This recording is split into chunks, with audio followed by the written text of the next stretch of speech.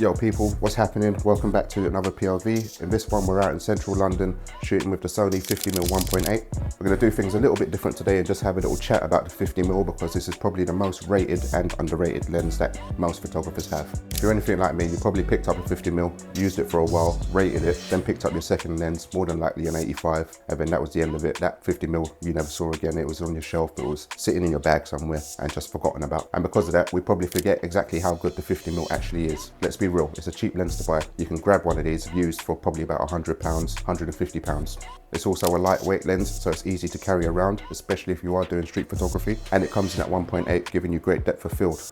And if we're talking about depth of field, do you really need to be any faster than a 1.8? It's questionable. Some people say yes, some might not.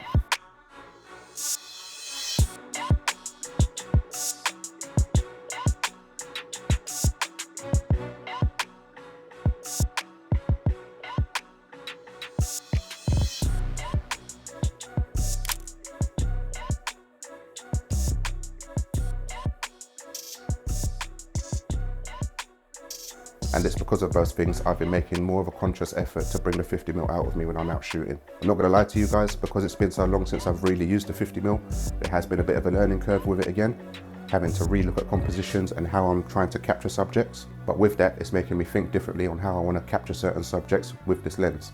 For too long, I've been relying on a wide angle lens just to get everything into the frame. But just like when I was shooting with a film camera, this one's making me not slow down a lot, but making me think that little bit more on where I need to position myself. For example, if I want to have more things in the frame, I need to think how far back can I actually go to get the composition that I want. But if I want to have like a close-up sort of portrait shot, then it's fairly easy just to take a few steps closer.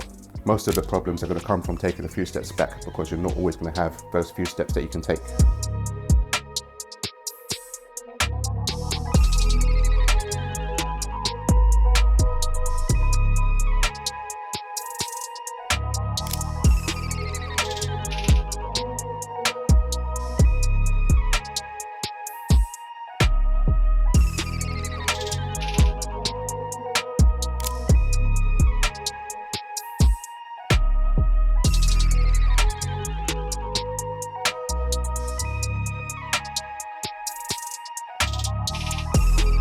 Another thing that people don't often talk about a lot is that you can get more variety out of this lens if you're trying to do more telephoto shooting. If you're using something like the Sony a7 IV, you can put the camera into APS-C mode, essentially turning this 50mm into a 75mm. And for those of you that don't like getting too close to people and you want that little bit more reach, then that's just a perfect thing that you can do.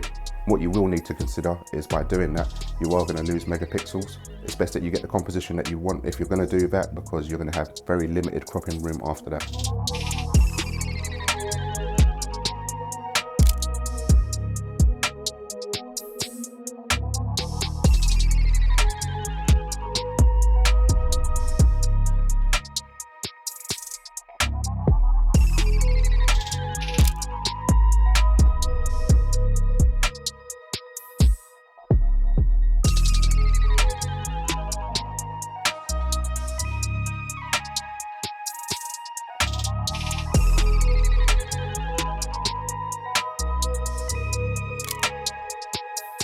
Going back to me with this lens, I've been using it quite a lot for B-roll lately, and I've been liking the look that it gives.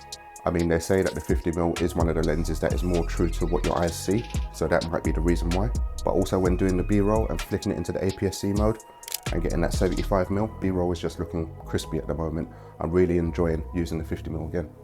If we was to talk more about the reasons why I never used the 50mm when I first got it, it's probably down to the fact that I was using an APS-C camera at the time. So going out doing street photography at 75mm, I found personally hard. On the flip side of that, when it came to me doing portrait work with it, it was a fucking beast. I could not fault the way that Eddie portraits came out of this lens.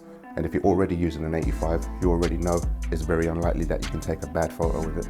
If you do happen to take a bad photo with an 85, let me know, because I want to know what's going on there.